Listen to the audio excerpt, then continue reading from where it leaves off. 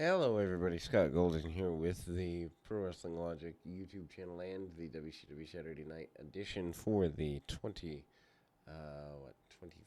of March 1992. Back when wrestling was actually worth watching. We move, as mentioned, into the this particular edition, and certainly without a doubt, it is a unique time as World Championship Wrestling trying to go through a good bit of run here and making some changes. 92, actually my favorite year of WCW overall, although I get to go back and watch the years I didn't see through this series, which is the WCW Saturday Night Series overall. Going to be doing 92 through the, 80, 85, I think is when they started using the name, something like that. Anyway, March 21st, 1992 is where we are today. And, about a month after Super Brawl, which back when pay-per-views had impact because they weren't every week, Ron Simmons defeating Randy Starr with a Spinebuster 221. And after that, Eric Bischoff, yes, that Eric Bischoff, um, manages to get a few words with Mr. Simmons post-match. And Ron Simmons here hits a snap power slam.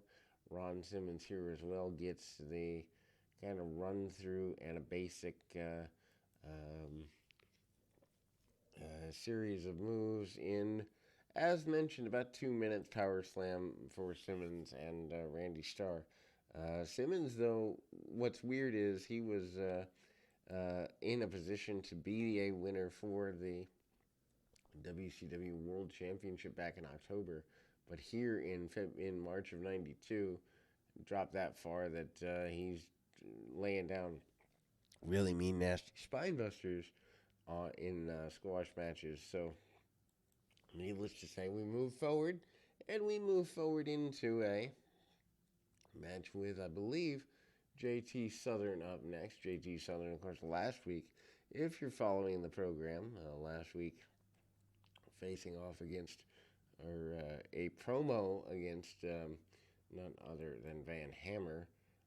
Chris Sullivan is his adversary here, and a pretty basic match. JT Southern takes his man down, gets a couple of side headlocks, takes him down, crimps the legs, tries to get things, including a couple of really basic hip tosses and other such things, setting him up for the match with Van Hammer. Sullivan actually gets a few inside cradles, which is something I love about WCW enhancement matches. There's points in matches where, in fact, you can kind of see potential for a run of the enhancement talent potentially making a comeback, but always, obviously, the pushed talent gets back over. I love that because it's more competitive than what we do now, and that is a good thing just because modern day wrestling is just get your spots in because we want to look cool. Anyway, JT Southern manages to, get a back elbow and then get his finish, which is pretty basic. Then we move to the next in series of matches. Greg Valentine and Terry Taylor up next. The U.S. Tag Team Champions. Valentine comes in, and they get a super quick match here. Actually, highlight package with them squaring off against various people, and some cheating from the outside seems to be the common theme for the U.S.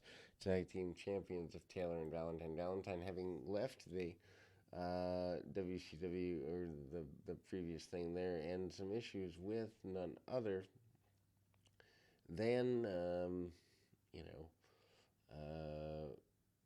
everything else. Marcus Bagwell, because they're kind of starting to set up Zink and Bagwell as a tag team. That's in a pretty good deal. Jesse Curls and Sergeant Buddy Lee Parker up next, facing off against Tom Zink and Mark Bagwell. Bagwell going through so many teams throughout his early career, just an interesting run there. Not quite sure why so many teams. Maybe they couldn't find somebody that wanted to team with Bagwell on a consistent basis. Basic squash match here, but I love WCW squashes because there's still competitive nature too. much of the matches, as it were, even in a squash concept. Before we get there, though, Eric Bischoff does the WCW magazine thing. We highlight the fact that Brad Armstrong has been fighting to kind of keep things going his way, and they highlight him as the WCW light heavyweight champion, also highlighting Johnny B. Bad, among other things, and the winning streak that he's been on. And it's kind of there, but the WCW thing is here, and it's again 1992, not exactly the best of situations. Um, uh,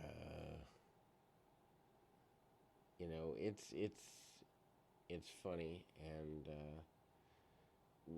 kind of getting things going forward.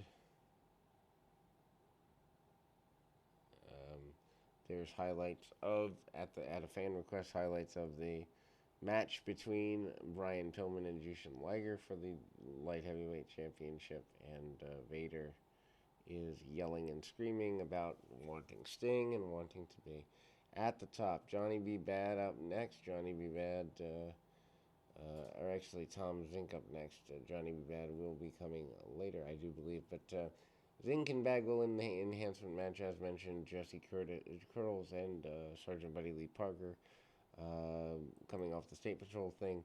Bagwell managing to get a bunch of arm drags. Parker, of course, later becomes the lead trainer for the power plant, the WCW power plant. Also, a top rope drop kick from Tom Zink gets a victory for the team of Bagwell and Zink, and they're kind of going to go for the U.S. Tag Team Championships upcoming. Another promo from Nikita Koloff. Koloff, having come back, wants to talk to Sting, never says Sting's name by heart, talks about what he's going to do with the Dangerous Alliance being figured out once he meets with Sting. That comes in the next couple of months here. Brad Armstrong, who does end up becoming a WCW light heavyweight champion, is here facing off against an enhancement talent. Hits a drop toe hold and a couple of arm bars on none other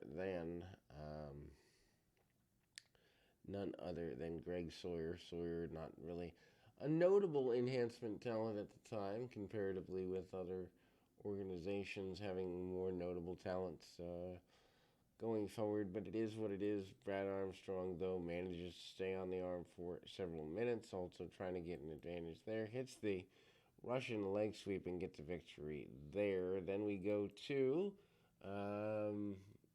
a highlight series as it relates to the fines levied against Ricky Steamboat for choking out Rick Rude. Also, Rude and Paul E. Dangerously come out. They talk about facing off for the U.S. Championship with Ricky Steamboat once again at the Armory, but also talks about there being various other matches that Steamboat has to get through in order to get to Rude again as a member of the Dangerous Alliance. A tag team that does not go very well in none other than the Junkyard Dog, who looks like he ate a Buick, and PN News up next in an enhancement match here. And it is actually not an enhancement match, but instead the U.S. Tag Team Championship match. And it is as ugly as you can imagine. Of course, the U.S. Tag Team Champions are Greg Valentine and Terry Taylor. I call it an enhancement match because PN News at the time was not by any stretch a guy that you could build a company around or build anything around, except, of course, maybe a buffet line. Greg Valentine tries to do the best he can to keep things going. They exchange arm bars and the like.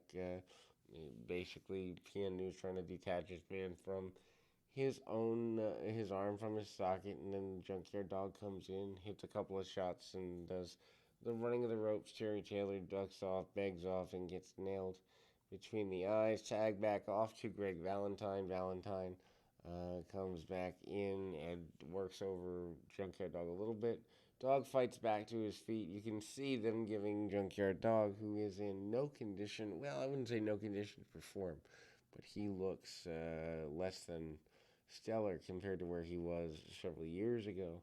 and Junkyard Dog managing to get a couple of really basic maneuvers, clotheslines, and the like. Both guys crashing together, and the Junkyard Dog not in a good situation. Anyway, after the double down tag off to PN News, PN News falls almost to the sunset flip, but does a sit down butt splash. And again, there we go. The U.S. Tag Team Champions look like they're about to lose. Big power slam belly to belly by PN News, but there's a cutoff, and Taylor slides the arm over and gets a cheating victory because the champions cheat to win. Then we go to another in the series of enhancement matches. Justin Rhodes out here. Rhodes facing off against, I believe, Chris Sullivan. Actually, John Peterson next. 427 with a bulldog. Although Rhodes does plant his man, looks like in a superplex position. Doesn't end up hitting him with the superplex and ends up hitting him with a dropkick off the top rope. And you kind of see Rhodes having brilliance, arm drags, arm bars, and the like. Don't necessarily know that this match needed 4.5 minutes, but Rhodes hits the bulldog and off we go with a victory there. Then we go to Stunning Steve Austin in an enhancement match. Stunning Steve Austin, of course, yes, is that Austin, and the Z-Man Tom Zink going to be challenging for the WCW Television Championship at the time. The enhancement match is very one-sided towards Austin. I don't know that the official nature of the come up is here. Anyway, we get Steve Austin defeating John Collins in a quick run, including the stun gun style maneuver and a win for Stunning Steve. Stunning Steve says he's not worried about the Z-Man. He will take him out like the trash that he is, and that's where that goes. Then we go to Rick and Scott Steiner defeating Larry Zabisco and Bobby Eaton with Medusa at 12 minutes 11 seconds. This match worth going out of your way to see if you're a fan of any of the four in the match, or if you're just a fan of good tag team wrestling. Medusa seconds the members of Zabisco and Eaton to the ring. Rick pins Zabisco with a belly-to-belly suplex and a bulldog off the top rope. Zabisco collides with Medusa in the ring, knocking her to the floor to close the program. But again, at the time, definitely a match that's worth checking out, and also just kind of, a 12-minute match on TV that's competitive, pretty big deal. Medusa also out there with Steve Austin prior. And there is a interruption from Dallas Page. Dallas Page says he wants his time and his time to be a major guy. Vader lays out Sting from several weeks ago with the steel chair. Sting laid out with some power bombs and several chair shots. And Sting talks about Vader being a guy that he doesn't know how to beat, a guy that is super powerful, a guy that is a guy that he doesn't know where he's going with. But the main event, as mentioned, Bobby Eaton out there is Larry Zabisco. Steiner goes through with a couple of top wrist locks and the like. Zabisco trying to stall and does so very well. They go outside the ring. The Steiner's throwing guys around. Again, a match worth going out of your way to see if you're a tag team wrestling fan, if you like any of the four guys in the ring. Tilt-a-whirl suplex by Scott Steiner. Scott Steiner takes more than his fair share, honestly, of the match. Rick comes in, goes for big clotheslines, and just, again, when Zabisco is legal, still more stalling by Larry Zabisco at the time. However, the members of the Dangerous Alliance are clearly in control when they need to be, and kind of getting things going. Square back off Zabisco and Scott Steiner, and they go right up to the end of the program. Zabisco trying to get top wrist locks and other basic controls. Great neck bridging by Scott Steiner. Steiner certainly not a guy who's going to lack in the power or agility division for the time. Scott Steiner up until about 1995, a guy I really enjoyed. Double Japanese arm drag by Steiner, and again, hitting the double clothesline, the double bulldog, and the tag team champions, or the future tag team champions, Steiner brothers, are victorious here.